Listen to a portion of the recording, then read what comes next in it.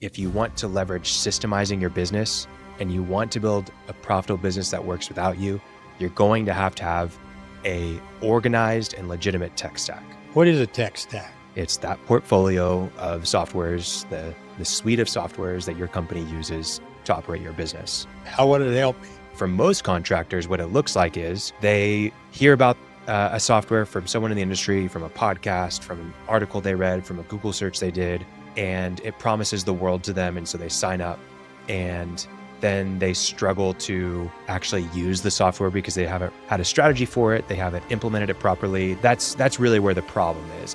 If I don't have anything, where do I start? Expert advice, practical tips, real-life stories. Have less stress, more time, and more money in your business. Welcome to the Cash Flow Contractor. Martin, congratulations.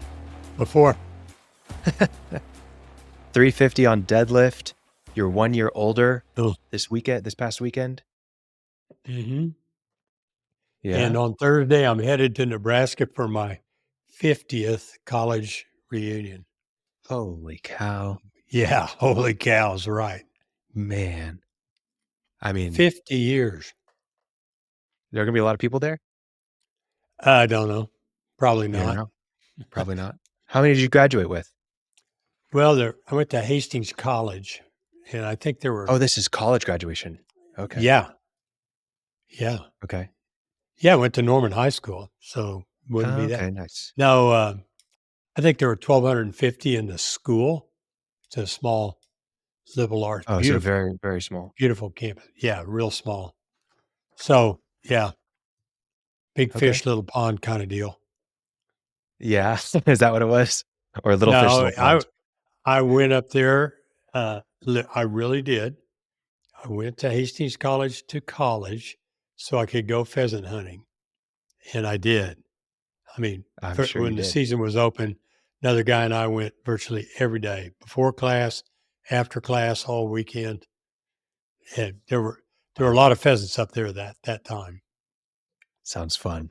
I would enjoy. I think I was focused on soccer in college, but if I wasn't playing soccer in college, I would have chosen somewhere on the coast to go surfing. I think that would be really Oh, I special. thought you were Just going to go say out you and would go have surfing. chosen pheasant hunting. No, different. But I think centering your decision around hobbies for college is great. Yeah. Great idea. Yeah. The I'm rest glad of I it played didn't soccer, matter. but Yeah. yeah. Well, I don't know how I can segue this, but regardless, maybe let's try this. Maybe centering your decision around where to go to college is suited to your personality and desires for enjoying college and extracurricular activities. When you're building your tech stack, you should be centering your decisions around what fits best for your company identity and Okay. the habits and personality of your employees. That maybe we're getting And somewhere. I'm not sure that's going to win any awards, but anyway, we've used the word tech stack, and that's what we're going to talk about. So That is. let me ask you, because there are two people on here. One is more tech savvy than the other, and I'm just going to leave that to our Yeah, listeners. why don't you lead figure us, out which Martin? one's which. I am going to lead you. I'm going to do the Socratic method, which is that you Okay. find out by asking questions. So we All right, talk what do you about got? tech stack all the time. What is a tech stack? Yeah. So more and more technology is central to our businesses, and it's only going to continue to grow. But as you purchase more and more software, and you have all of these accounts and logins and monthly payments and all that kind of stuff, that's your tech stack. It's that portfolio of softwares, the suite of softwares that your company uses to operate your business. And there's so many, but that's essentially what your tech stack is. It's all of your softwares, right? Just like your toolbox, right? It's, you got to have a truck with materials on it, with tools to get the job done. What is in that toolbox? Well, it's your digital toolbox essentially for your business. I would suspect that a contractor, most contractors I know anyway, at least in the beginning and through the middle age of their company, have a better idea what their toolbox includes Mhm. than they do with their tech stack, right? So, Yeah, and you it can be so confusing, or at least to somebody like me. Um, you go into their tech stacks for project management. There's bookkeeping tech stacks. There are all mhm. kinds of ancillary tech stacks like I'm going to store. This is my project manager, but I'm going to store my pictures in Company Cam, which is a different. What does a typical contractor's tech stack include? If Yeah, there is, so real quick, I mean, I'll just go on a limb and say 99% of contractors, even if, I mean, you're using pen and paper most of the time, you probably have a tech stack. It's not whether you're intentional about it or not, you've got a tech stack. Now, let's just you should probably only have like one tech stack. I guess you could, organize it by department and say this department uses this tech stack and whatever. But reality is you have one tech stack and you have softwares inside of those tech stacks, right? Or inside of your tech stack. Saying the word tech stack a lot today. This will be fun. So, uh, for most contractors, at a very minimum level, you're going to have your workspace account, which is either going to be Outlook 365, Microsoft 365 for Outlook, or Google Workspace for Gmail. So if you have that software, if you have an email, even if you're not even paying for it and you're just using Gmail and using the free version, you've got a tech stack, right? It's well, made up you of just you one used software. the word. You said workspace. What Mhm. do you mean? What are you talking about? Well, essentially, it used to be that, and Martin, you probably know these times better than me, but if you were going to be an employee at a company, you had to have a desk that you could, and a chair that you could sit at and do your work. It was your workspace.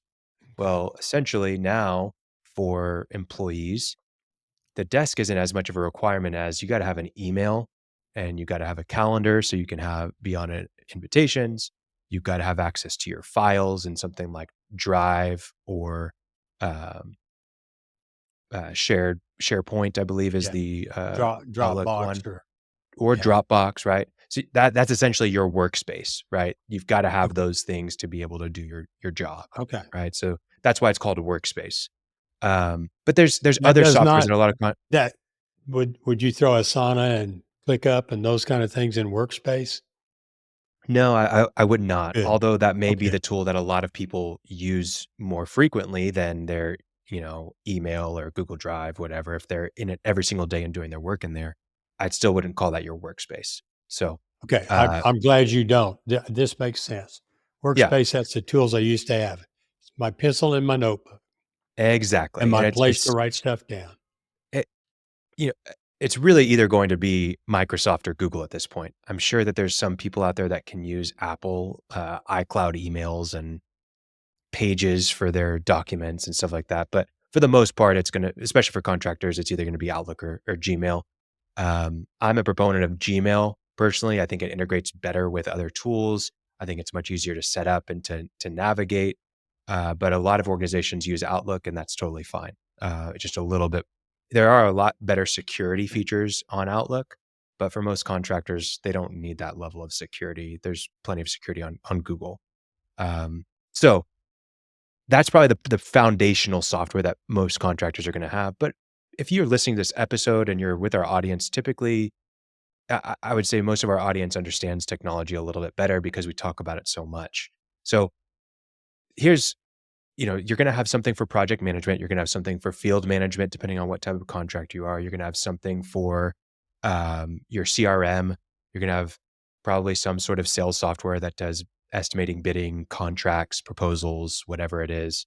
Um, yeah, you're gonna have a variety of softwares that you use inside your business, and we'll dive into those um, in detail in a little bit. But I would say for most contractors, what it looks like is they hear about a software from someone in the industry, from a podcast, from an article they read, from a Google search they did, and it promises the world to them, and so they sign up, and then they struggle to actually use the software because they haven't, had a strategy for it. They haven't implemented it properly. They haven't done training with their team, so no one's using it. And so then they're paying this monthly subscription or annual subscription, and it just kind of sits there. And so most tech stacks for contractors, I would say there's probably 2 or 3 softwares that they really use, and they're probably not using them to their best ability. And then there's also a ton of other softwares that are, in the background, whether they're free accounts or paid accounts, that are a part of the tech stack, but not really used. And so that's really where the problem is that you know, there's not an organized, concerted, intentional effort to organize the tech stack and to actually make sure that it's working for them. In kind of a stepping back, Yeah. things I wrote down for what you're talking about, there's workspace, project management, CRM, Yeah. sales and estimating. I know a lot of these things are all jumbled together in certain softwares. Mhm. Bookkeeping software, um, marketing software. Yeah. Did I miss any categories? Where do Yeah. you Well, put Asana? Uh, kind of yeah. a group? Yeah. So Asana, Monday, ClickUp, Todoist. There's so many different ones out there. Those all will fall under project management. And really, I Okay. think I like that you said take a step back. Let's think about all these different areas. I think for your business, well, I'll let you talk here. You simplify things into 4 areas of business. Let's give a recap for our listeners of what the 4 areas Yeah. of business are. Yeah. Guiding the business, getting the business, doing the business, and administering the business. All right. So if you just make it that simple, guiding the business, there's really not a ton of software that is going to help you guide the business. There are definitely tools that fit underneath that, but it's just not a really software prone area. Usually, guiding the business comes from you're using the softwares that are already a part of your other areas of business. So we'll eliminate that one for now, at least. So if we're talking about getting the business, well, inside of getting the business, you're going to have sales software, you're going to have marketing software, and you will also have your, customer service or customer relationship manager inside of there. And so those are softwares that all fit inside of getting the business. Now, doing the business, this is where you get into more project management. This might be document management, file sharing. It could be communication and collaboration softwares like Slack. You may be using time tracking software, uh, field service management, whatever it is. There's a lot of different softwares that may fall underneath that doing the business, right? And then on the administering the business, this is where you're going to have the most software, in my opinion. But this is where you've got, you know, how do we get contracts signed? Our financial management. So we're talking about billing software, bookkeeping software. QuickBooks is a huge one there, obviously.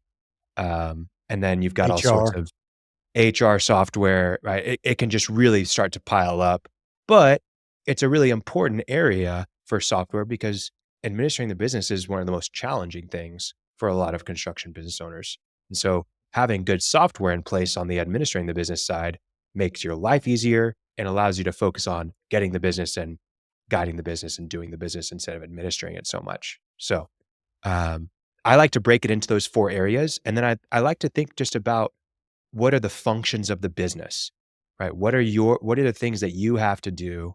And so, you know, we do a tech stack audit. That's where I would start. And so just list out all of the functions of your business from point A to point B. So we start with getting leads. Well, how do we get leads? Well, we create lead magnets and we run Google ads and we have a referral program. Well, what softwares are we using for that area of the business, right? Okay, we are using Google Ads, but we actually connect our HubSpot to Google Ads so we can track the leads and we can run the campaigns directly through HubSpot. So HubSpot would be a software that we would have in our tech stack, right? And then you just go further down the pipeline. Then we have a consultation and we do a site walkthrough and you just keep going down every single step of your process that you do with working with clients and you list out all of those functions in your business. And then you can start to think about what are all the different softwares that we use, right? Inside of each of those functions, you map it all out.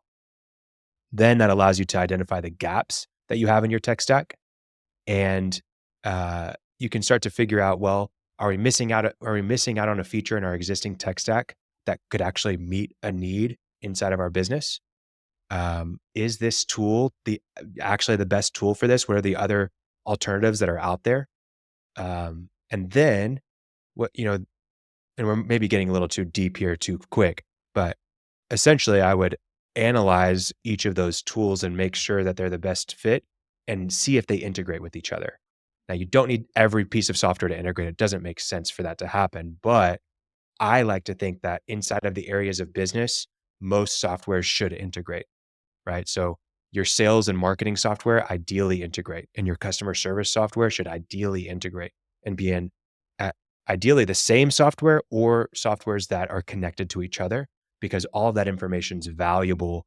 The information that the marketing team has is valuable for the sales team, and the information that the customer service team has is valuable for the marketing team, right? So you don't want to have, too much division there between softwares because you're missing out on a lot of opportunities. Does that make sense?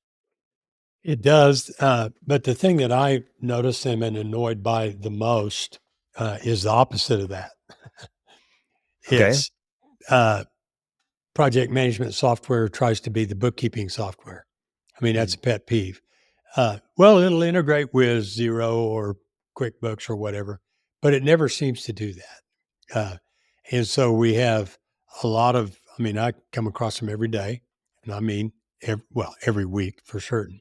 Mhm. People whose books are a mess because half the information is in their project management software because that's where they keep their prices. That's where they Mhm. create invoices. They got a technician in the field or whoever. So pulls all these parts off the truck or whatever. But speaking not literally, but on the software, you're pulling all these parts in, making a bill. The guy, your customer gives you a credit card. So you've invoiced something and you've been paid and it's residing not in your financial accounting, but in your project management software. And so anyway, that's what I see. A lot of places try to do too much, but they're Yeah. not really qualified to do it all. And so there's a lot of duplication. And as a result, there's confusion and a lack of good information. Yeah. So basically that's called a vertical SaaS, software as a service. Essentially what they do is they pick a specific type of contractor. So let's say that you're a painter, right? Well, a vertical SaaS company there's one out there called Drip Jobs, and it's dedicated to painters. And they work in a variety of different fields that are similar to painters, but they were built specifically for painters, right? Another one I believe is called Roofer. It's for roofing companies. There's one for um, home builders. It's called Builder Trend, right? So all of these tools are vertical SaaS in that they try to own that vertical. They want to own painters. And so they make everything the best they can for painters. They optimize. They even have really what you're buying is more than a software, you're buying a system for painting, right? Here's the software you need to run your painting business. There's another one for countertops called MoreAware that I know someone who uses, right? And it owns countertops. You want specific information about countertops, it's inside that software. You're buying almost a business in a box, right? More or less. Well, the problem with a lot of these companies, and not saying that you shouldn't use any of those tools, but the problem with them is that one, they're small. And so they're limited on their ability to hire the best software engineers, to prioritize support tickets, to get real resolutions in place. Another issue is that because they are built around a system in a very specific way of doing something, if you veer out of that system, so Martin, you're very particular about how books are kept, and this tool, sends things to QuickBooks automatically that can cause some challenges for how you want to operate your books, Martin. Yep. Well, that's just how our system works for painters because most painters want to do that, right? But you don't want to do it that way. And so it's just a little bit more rigid. Another challenge that I find with these is that the user interface is usually a little bit lackluster. customization features are a little bit harder to come by. And so you end up with tools that are a little bit harder to train people on, to get people to use regularly. They may not have the mobile app, or if they do have a mobile app, it doesn't have all of the features that you can use on the desktop version. And so there's a lot of things to navigate there and figure out what's best for you and your team. And I think that's something that's not really thought about enough. Most softwares, it's 20% about what tool you pick and 80% about getting your team to actually have the habit and behavior Understand. of using the tool. And so you need to optimize for what are we actually going to use, what is actually going to fit our current process and the way that we handle things, and what is our team actually going to be able to change their behavior around. If the tool requires you to have, 10 new ways of doing something, and it's going to add an additional hour of admin for every single member of your team, it's not realistic, right? It needs to be something, unless you're going to start with all new staff, and that's how we do it from day one with all these employees, where that's the standard, it's already been set. If you're going to keep your team in place, you've got to find ways of integrating them into the software rather than integrating the software into your team. And so think about that more than you think about choosing the right tool. Then you can start to think, now that you know what your needs are and what's possible, hey, it has to be on a mobile app, and the mobile app has to track time and location, right? And then they need to be able to send a proposal from the mobile app, right? And they need to be able to take pictures, right? So we know the really core functions that we need for this software and what's going to fit our team's, uh, realistic behaviors. Then you can go and find that tool, right? And sure, then you can look into integrations. Then you can look into what features are beyond that for our office staff that are on the computer every day. But for our field staff, we need those 5 functions. What are the most critical ones? And then build around that. Hey, Cashflow contractors. I want to take a quick break to tell you about our tech stack audit at Growth Kits. A lot of contractors have problems with the software they use. There's redundancies and they're using too many tools. There's opportunities for growth that they're not executing on, and there's gaps that they're missing out on to just be able to run their operation more smoothly today. That's why we created our tech stack audit. It's a quick 4-day turnaround time project where we work with you to outline all the softwares that you use, what it's costing you, what alternatives exist, and we allow you to visualize exactly how the software functions inside of your business.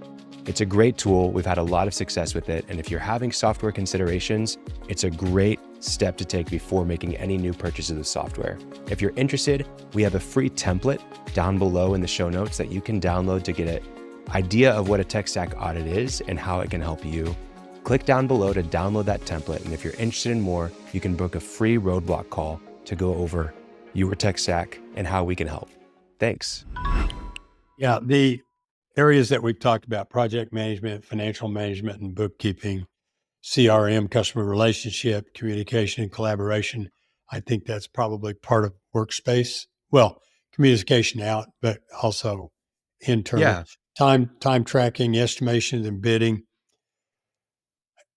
If I don't have anything, right, where do I start?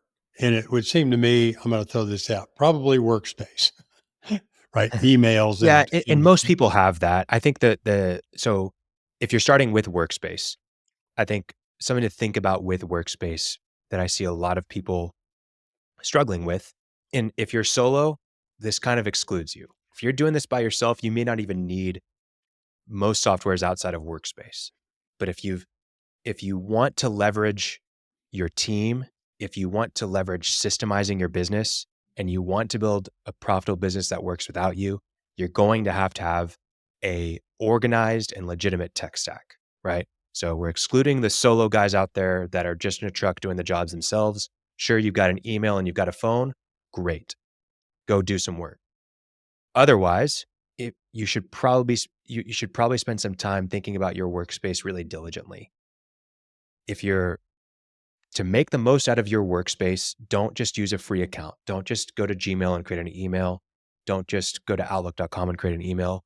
Actually purchase a business license. And don't just use, I'm a really big proponent of not just using the first option, because the first option really does like the lowest tier. I think it's like $6 or $7 a month on both platforms. You're you're getting access. Really, the only thing that you're getting at that level that's valuable is being able to use your domain as an email address. So, uh, bob@acme.com, right? Instead of at gmail.com. That's really the only thing you're getting. But if you pay it, I think it's usually double. So like 12 or $14 a month, you get access to so many different softwares that are all inside of one workspace, one account, and allow you to do so much with them. So for example, if you get onto the second tier of Google Workspace, yes, you get the branded emails, but you're going to be able to have access to shared drives, and you can control, what portions of your company have access to which files, and you can organize shared documents in one place rather than having them just in their personal, professional drives. It's a huge lift. You're going to get access to Google Meet, which is for video conferencing, and you're going to have the ability to record and transcribe not unlimited, but like terabytes worth of meetings. So you want to do sales calls, you can schedule the Google Meet directly inside of your calendar with one click of a button, and it's fantastic, right? You're also going to get access to Google Chat, which is essentially like Slack. It's a communication tool. I'm not a fan of Google Chat personally, but I know they're making improvements on that every quarter, and it's a viable tool, right? So just by upgrading that little amount, you get access to all of your email calendar inside of one workspace, but you also get access to shared drives, which is extremely valuable, and you get access to Google Meet and chat, which is helpful for just collaborating and working on calls with whoever you have remotely, whether that's internal or external meetings. Same thing applies to Microsoft, same exact setup. So that's how I would properly set up Workspace. And a lot of people aren't on that. I know people that are paying for Workspace and don't use it because it's not set up properly and they're just wasting money. I also know people that are paying for the minimum amount, and there's so many frustrations that they're running to every single day with locating files and, whatever it is, that if they would just pay the $6 a month per user more, they would eliminate a lot of those frustrations. Well, one thing I'm looking at a bit of a chicken and an egg kind of issue. You just Yeah. described a lot of reasons to use Workspace. Until you mentioned those reasons, I didn't know they existed, number one, and I didn't know that I needed them, right? A little luxury, never fear. It'll be a necessity by the end of the year. Now that I got email, I know I got to have it. So what's the approach? There's so many options. Well, Everyone you and that's talk why to. you start with the functions, right? You have to understand what the functions of Okay. your company are. So, for example, right now we're sharing documents just by grabbing a link and sending it via text. Well, then I've got to go through my text and look through these links, and you sent this 3 months ago, and we've talked a lot since then. It's a mess. Well, you would be able to search for it inside of a shared drive if we had access to a shared Okay. drive, right? So that's the function. So one of the functions is that you got to share documents, right? Or collaborate on documents. That would be the shared drive would solve that problem. Texting, right? So I know companies that they just text back and forth. That's how they communicate, which sounds great, right? It's convenient, but it's also not organized and only one person can see at a time, or you're in a group chat where there's so many other types of messages. They're not very searchable. And if that person decides to leave the company or whatever, you can't control the messages that well. But if it's inside of something like Slack, for example, okay, well, now we can have coordinated channels.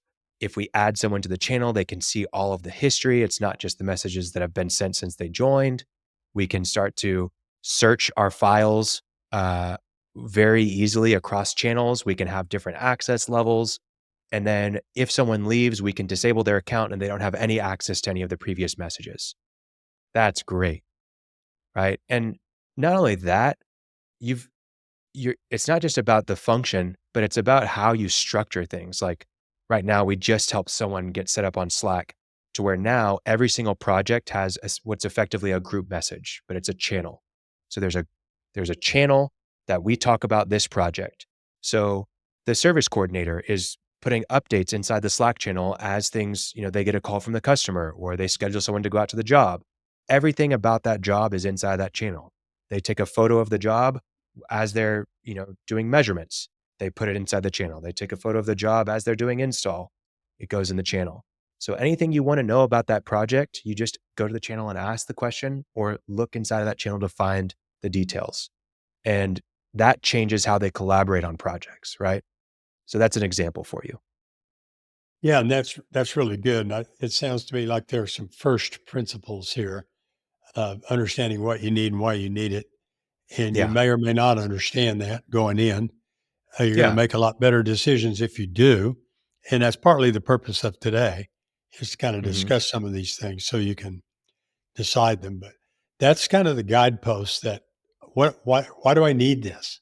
What do I need it Hmm. for? How would it help me? And then I have my why, and then I can decide. Yeah. And really, a lot of times people aren't taking the approach of what do I need holistically. Usually a problem comes up, right? And then they go and do a little bit of research and they find a tool for that problem, but they're not thinking about how it plays into the bigger picture. And so they go and they sign up for Zoom when they were already paying for Google Workspace and Meet's Right. already included in there. But now I'm paying $18 a seat for Zoom and I get it for 6 of my guys. But we already have access to Google Meet and it would have saved me $120 per month by just Yeah. using Google Meet, right? Which has effectively the same use of as Zoom, or maybe it's Microsoft Teams, right? And literally, I won't say their name, but I know a company that currently pays for Google emails. And so they have Google Workspace, but then they use SharePoint from Microsoft. So they all have Microsoft accounts. And then they also pay for Zoom. So there's one, they're using two workspaces and paying for both per user. And they've got dozens of employees. So we're talking about like $12 per month for, we'll call it 80 employees, right? So it's a pretty hefty bill. Then they also pay for Zoom, which both workspaces have Microsoft Teams and Google Meet, which are effectively Zoom. So you have another $18 a month per user on Zoom. It just, there's so much inefficiency there, but it's because someone said, hey, we need emails. Let's just use Gmail. And then someone was working inside of the field and said, hey, I don't use Google Sheets. I use Microsoft Excel, and that's what our client uses. So we need to be on Microsoft. So then they get on Microsoft and using shared drive. And then they realize, oh, well, hey, we've got to have Zoom meetings with this client because that's the thing they use. So we all need Zoom accounts, right? And that's how it starts, right? Yeah. There's problem comes up, they try to find a solution. Problem comes up. And so that's why you need to do a tech stack audit fairly frequently, like every year at least, and see where your inefficiencies are, right? And identify the gaps and then see how you can consolidate. So where you would start in the workspace area, right? Yep. I'd start What in workspace and I then, don't know if it's universally true, but what would be next in your mind?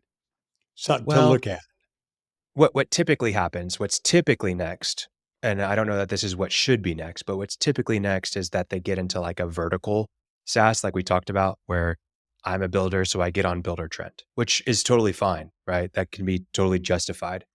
Um, but they get into some sort of project management tool, if not a vertical SaaS, right? So we got to track where our jobs are, so we're using Jobber, right? Or we got to uh, stay organized on, um, the projects we're doing. So we're using drip jobs or builder trend. We need to pay subs out through the project. So we're using builder trend.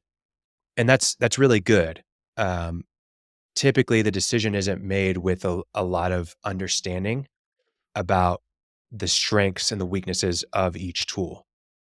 I'm a builder, so I'll use builder trend, which is great for actually doing the building. So builder trend is for builders. It's really popular. I know dozens of people that use it. And what it's really great at is everything from, okay, we're starting this project, like we're breaking ground, all the way to we've closed out and we've invoiced, right? You can do so much inside of there. You can have um, all of your materials inside of there, you can do job costing through there. You can pay your subs through there. You can, you can bill the customers and invoicing. You can have a client portal. There's so much that goes on inside of Buildertrend that's really valuable. Where I think Buildertrend has seriously dropped the ball is everything that's essentially before you, and we talked about this with Victor on a recent episode, CFC 227, if you want to check it out. But essentially everything before you've broken ground, Buildertrend seriously falls short on, which is the CRM aspect, it's the sales aspect, and the marketing aspect. It's really great for that doing the business, right? And some of the admin. It falls short on the getting the business and nurturing that business. So a lot of people don't take the time to think about where the weaknesses are and do the research and understand. And understandably so. You are not a tech guru. You are not a software engineer. That shouldn't be your focus. You should find someone that can help you with that, right? But what ends up happening is because the data, so there is a CRM in Buildertrend, and because it's not that great, people are using it, but they're using it incorrectly, and they're causing a lot of challenges inside of that front end, so that when it becomes projects, then you have more issues, right?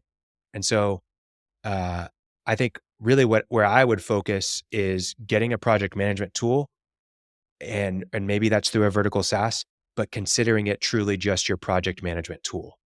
And until you have done enough research to understand that it can cover some of the other areas in our business, you you treat it as solely project management.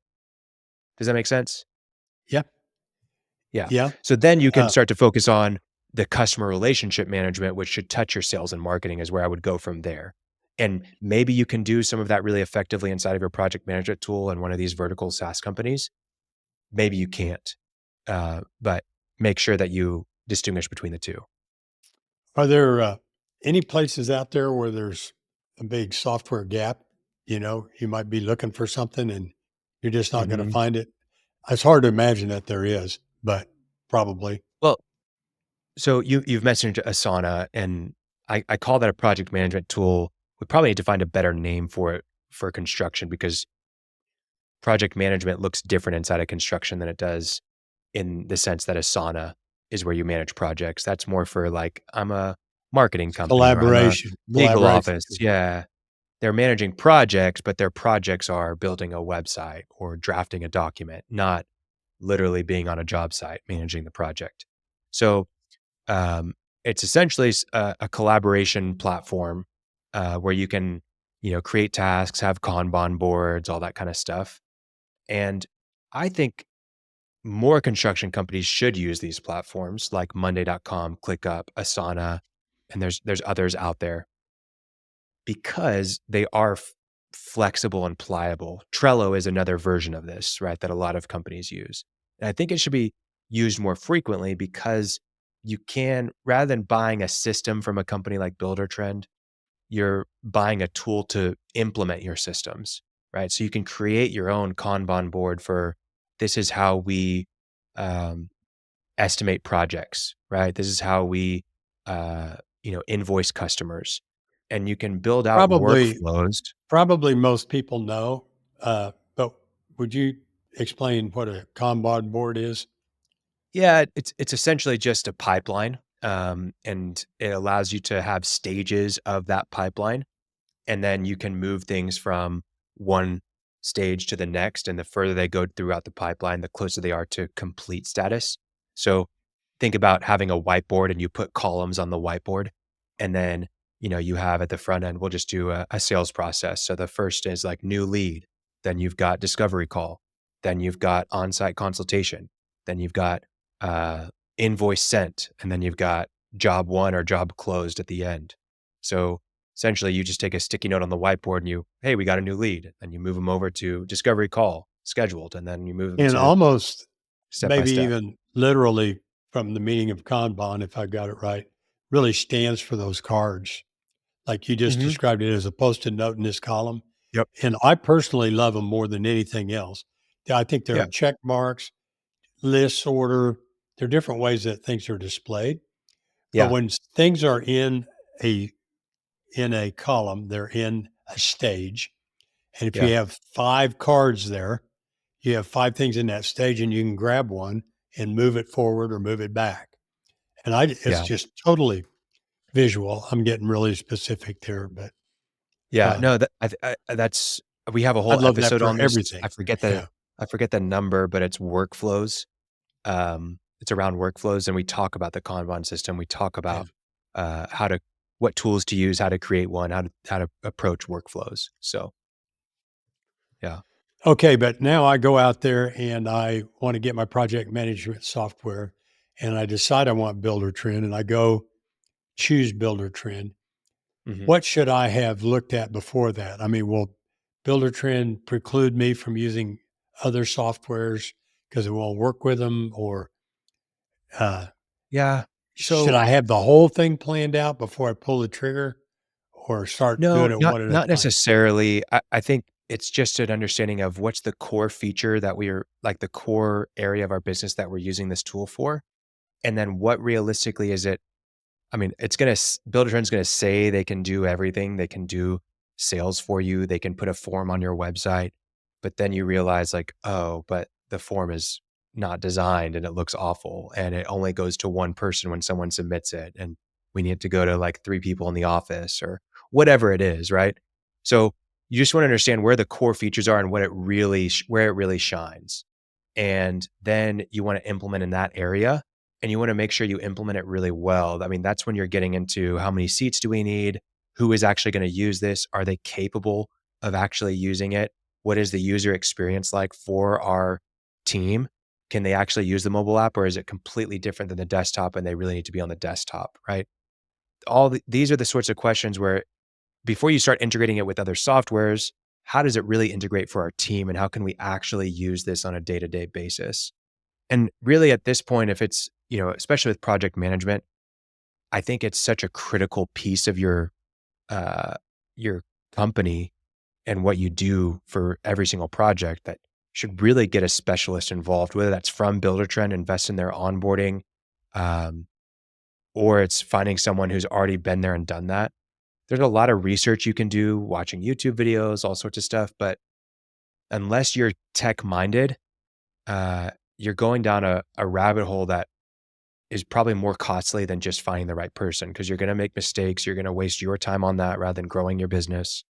And you're not going to do it right. And then you're going to have to fix the problems that you created. And it'd probably just be better to start off on the right foot with the right person, implementing it for you and training your team.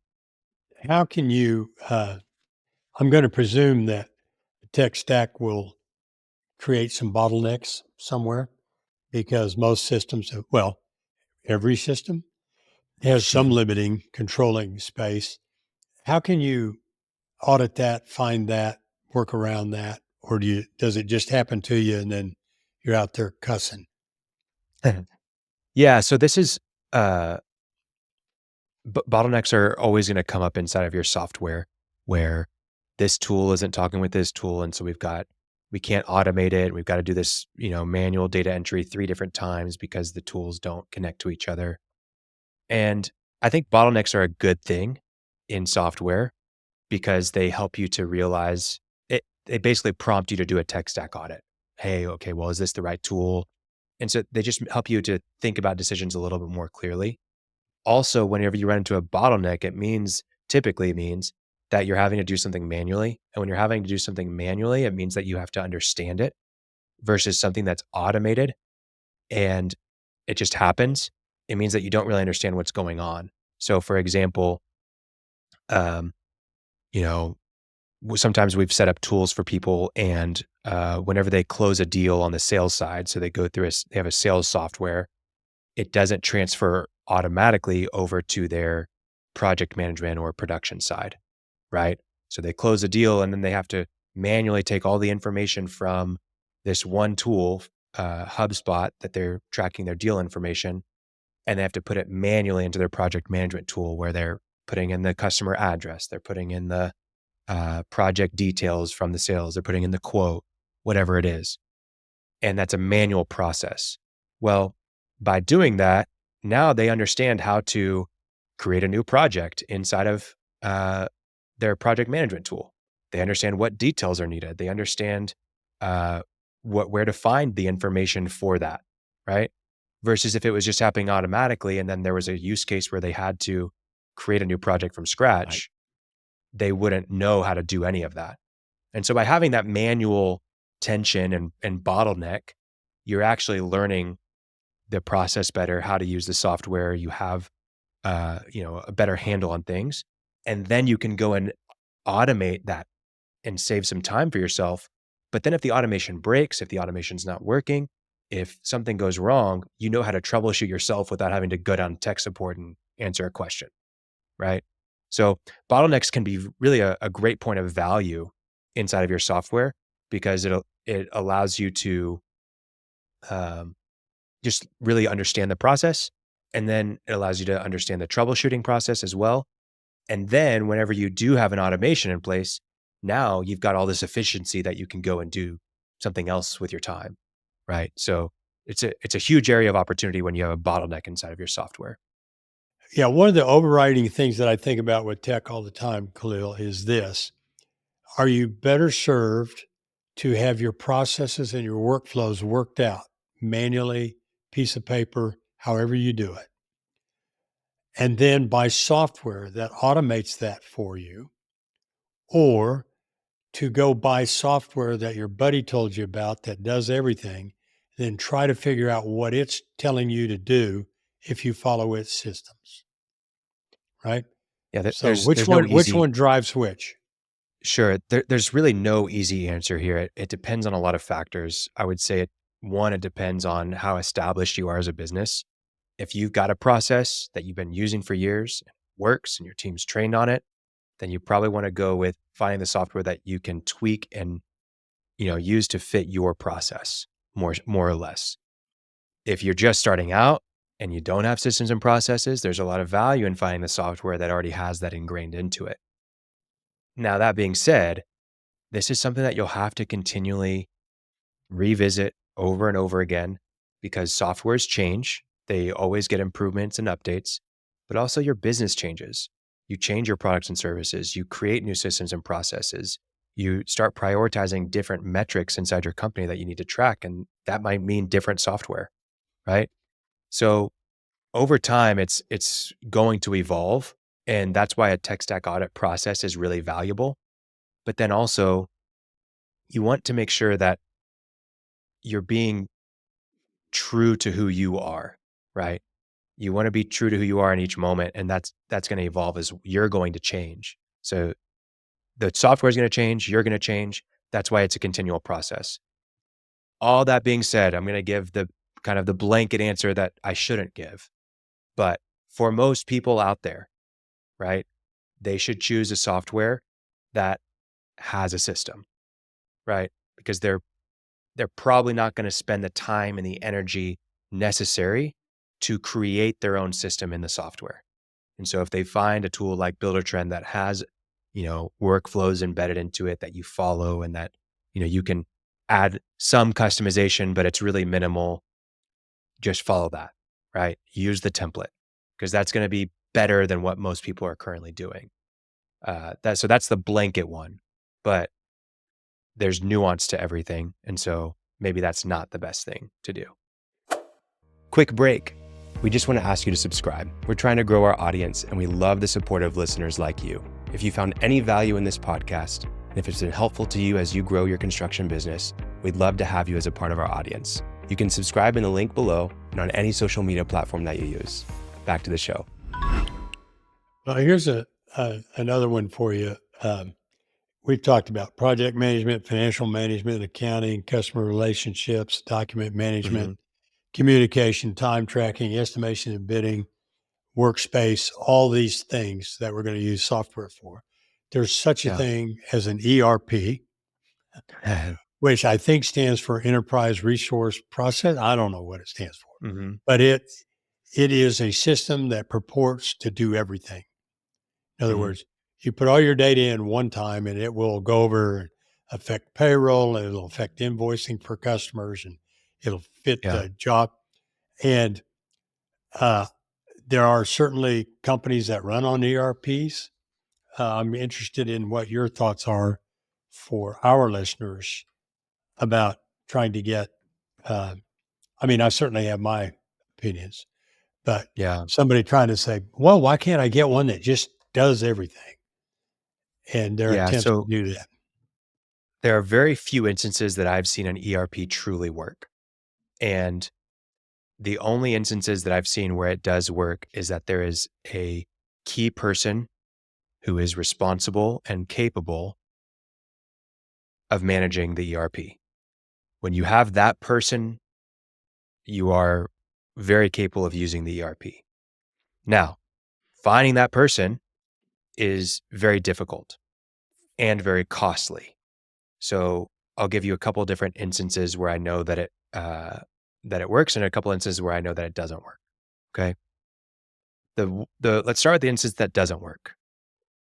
The ERP that's out there that someone's built and requires you to have a consultant to ongoing maintain the ERP and, you know, set people up, troubleshoot, answer questions, train people, whatever. That usually doesn't work, and it's extremely expensive. We're talking, you know, potentially six figures, at least five figures to adequately do that with that consultant between what you're paying for the ERP and what you're A paying for their year. time to Yeah. actually manage it. Yeah. Uh, uh, yeah, I'm a year for sure. I was thinking more monthly. Oh, okay. You're Yeah. looking at, Well, you know, yeah, that's different. 10,000 to 20,000 is like kind of a baseline of it actually working, and you have the full support that you need ongoing to use that ERP. So for some organizations that can work. Now, but I would say that most of the time does not, right? Because you don't have someone internal that owns it. There's not a lot of buy-in. There's always challenges with it. And so people get frustrated with it, and they've got to talk to this consultant who's already booked because he's working with other people. It's just kind of a mess. Now, if the other instance that I've seen work is where they hire full-time developers who manage the ERP, and even just one, and that person builds out the ERP, they make updates to it, they're troubleshooting, they're adding features, and they manage the ERP. That can work, especially if you find the right person. The only challenge with that is that if that person leaves, now you've got to go and find someone to replace that developer who understands the framework and the foundation of how the ERP was built, which takes time to learn. And then they are in charge of it, and they may have a different philosophy around ERPs. They may have a different way that they code or that they structure things. And so now you're dealing with, you've got a really key person that you've got to keep, or you have to document really, really well how they manage the ERP, right? So that's the other challenge. Then the last one that has worked that I've seen is with Jeff Finney, Ultimate Cabinets. He built his ERP, right? Right. And while that is a way that it can work, it's not for everybody. He is a unique individual who has a passion for being efficient and optimizing his business. And, you know, he's unique in that. So he built his ERP out and he runs it all through Google Drive, and it's a bunch of spreadsheets and it just Yeah. works. Now, And Trello. And Trello.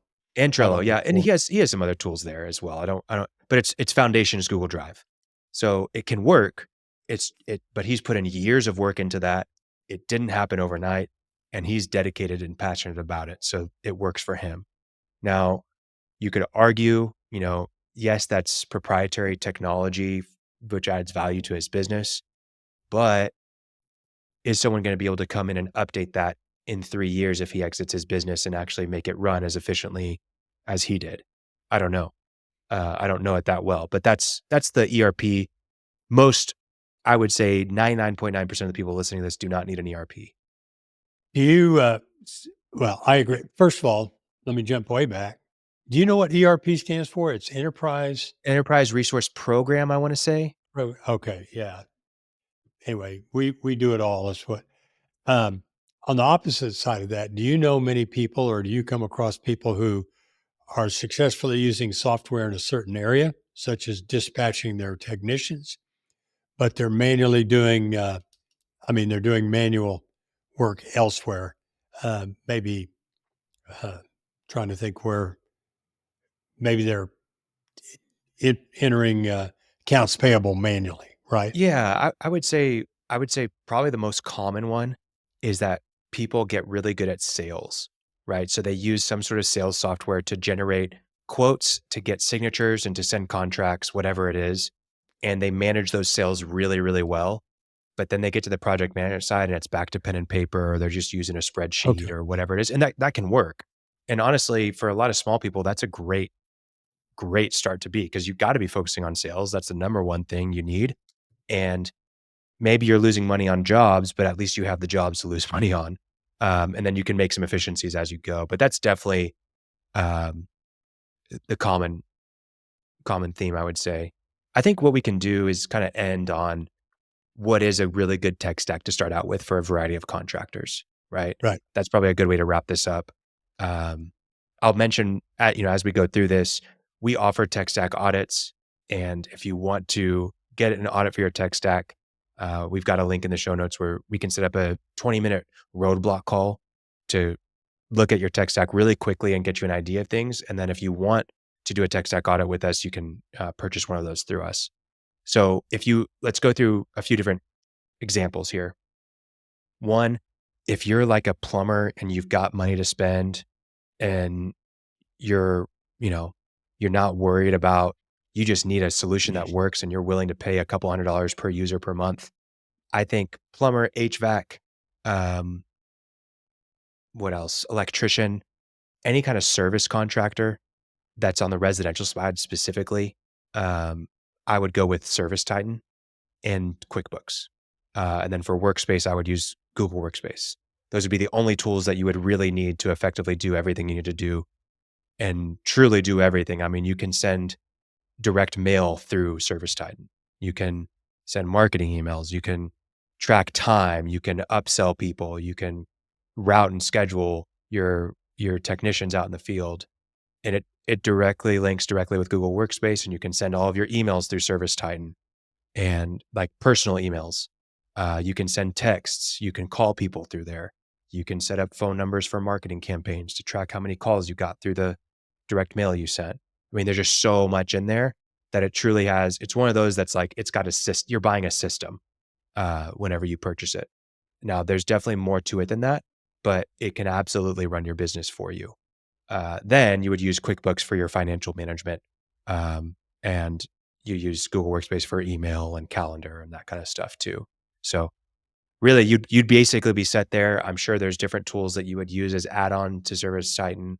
I'm not exactly sure what they would be, but that would be a great spot for any service contractor that's out there. Let's say you don't have that much money to really manage all that stuff. What I would do is I would get into for CRM, I'd use something like HubSpot. The free version or the basic version, their starter that's like $15 a month per seat or something along those lines for marketing, sales, and for just general CRM.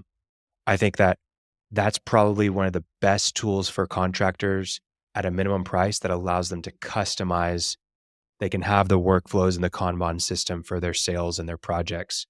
Um, but that kind of goes across the board for if you're looking for a really entry level tool that can scale with you for sure, but especially as a contractor, an entry level tool before you get into something like a Service Titan, I think that's a great starting point. Then for the actual project management side, if I was a service contractor, I would use something like Jobber, where it's really minimal, but it's going to allow me to route my technicians out in the field. It's going to allow me to send automatic texts. And I know that you can do the CRM inside of Jobber, but that's typically where issues start if someone's using Jobber is the CRM side. If you're, a remodeler, I would say Builder Trend is probably the go-to option there. That's going to allow you to really, you can pay your subs, you can manage your projects really effectively and do job costing and have activities inside there. And really, I would even do my contracts probably through Builder-Trend rather than like a HubSpot. But as soon as I've won the deal in HubSpot, then I can go over to build a trend and create the project with the proposal, get the proposal signed, which starts the project management process. So then I've already said this for Workspace. I'm a huge proponent of Google Workspace. Um, but that's the one that I would use for all of these. Then outside of that, once you get into, more of the administrative, QuickBooks is kind of across the board what we recommend. I think everyone kind of has a QuickBooks account and uses it. Um, and then, I think for time tracking, you're going to be able to do that inside of Jobber, inside of Builder Trend as well. Um, so those are great tools there. Trying to think of what the other what am I missing? Am I missing any for you? The tools that I haven't talked about workplace communication. So Well, S Slack is a great tool that I would recommend. If you're not going to use HubSpot for your CRM, I would use something like ClickUp or um, Monday.com. Now that's going to take a little bit more heavy lifting from your end. You can find templates out there for those tools for it to be a CRM for you, but you're definitely gonna have to get in the weeds a little bit, or hire someone to get in the weeds and implement that for you. But once you have done that, it allows you to do quite a bit more than HubSpot would allow you to in terms of managing some of your internal administrative projects and keeping track of things.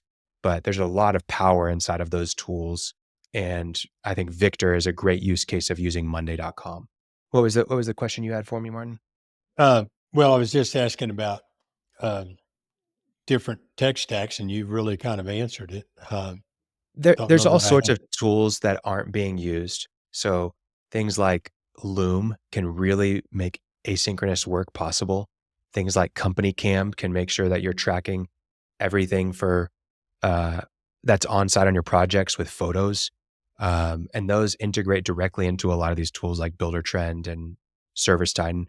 But each of those tools have their kind of version of Company Cam. It's just at the end of the day, uh, Company Cam is so specific, and you're going to find this like, you know, there's maybe Service Titan allows you to take photos of each project on the job, but Company Cam, their whole feature is built around pictures. And so the app is more seamless, it's more smooth, it has all the features that you need because for that function, because it only does that function, right? So at a certain point, you have to look at the trade-off of, are we actually going to use the photo option, taking a picture from our phone, going into Build a Trend app, adding a file, choosing from our photo library, and then putting in the image? Or are people gonna be way more prone to just, "Hey, I just open up Company Cam, take the picture, and it goes to the right project based on my location," Yeah, right? So yeah. that's where you have those trade-offs. So Time stamped and synchronized. Yeah, yeah, exactly. So it's just it makes way more sense to use something like that because that's what the field is actually gonna use without it's gonna minimize their admin time at the end of the day, and you don't want your field technician doing a bunch of admin. You want them focused on the job, right? Because that's what's making you money. So, um it's a big conversation. I hope that this added value to some of our listeners. And if it didn't, what did we miss? What questions do you have about tech stacks? We want to know. Leave us a comment on YouTube or send us an email from the show notes. If you have more questions about tech stacks than just, you can send over in a comment and you want to jump on a roadblock call, you can schedule that down below. Martin, thanks for kind of guiding the conversation yeah. and asking some questions here. No, I think it's great. It's one of the most powerful things that we have available to us, and for some people, it's the most confusing. Uh, Yeah. Yeah, it's tough, but there's a lot of leverage out there for you to be able to run a business without you, for you to be able to train and onboard employees quickly, for you to build systems in your business, and to really to be better than your competition. Because if you're having problems with it, it's likely that other people are having problems with yeah. it. So Okay, answer one more question with a guess. Just typical contractor, our audience, let's say between, less than $10 million in sure, sales, uh, yeah. around that. How many softwares are they using? Just give me a number. Well, are we including like your phone software, like you're using your camera app and you're using your texts and you're using your No, phone? Okay. no. This is stuff that you went Um, out, bought, and incorporated into your business. I would say they'd be surprised in that number's greater than 10. Really? My guess was 5. Yeah, I would say it's greater than 10, and that could be free accounts, right? But there's 10 softwares that they're maybe not using daily, but exist for their business. Yeah. No, So, that's a lot to manage, and they didn't yeah, also come in as part of a concise plan. They probably came in piecemeal as, "Hey, that's cool. I'll try that." Now you got all this stuff all over the place. yeah, But we do have to give our listeners credit too, even though it may be a bit confused, even though their bookkeeping might not be quite right because Service Titan is keeping part of it. They do have an area that they're managing to work within and get things done. absolutely. Absolutely. This is less about getting more done, and it's about being just more efficient with what you have, and then hopefully replacing employees down the road, not having to hire as many people because they can do more work. It's about saving money saving money on projects. It's about being able to measure where you're losing money so that you can actually figure that out. It's about finding the bottlenecks so that you can be better. So there's a lot of efficiencies created by software, and that's what this having a great tech stack is about. So it's been fun, Martin. Thank you. Okay, sure. Thank you, sir. Okay, see ya. Thanks for tuning in to the Cash Flow Contractor. Follow us on Spotify, Apple Podcasts, and YouTube. Visit thecashflowcontractor.com. See you next episode.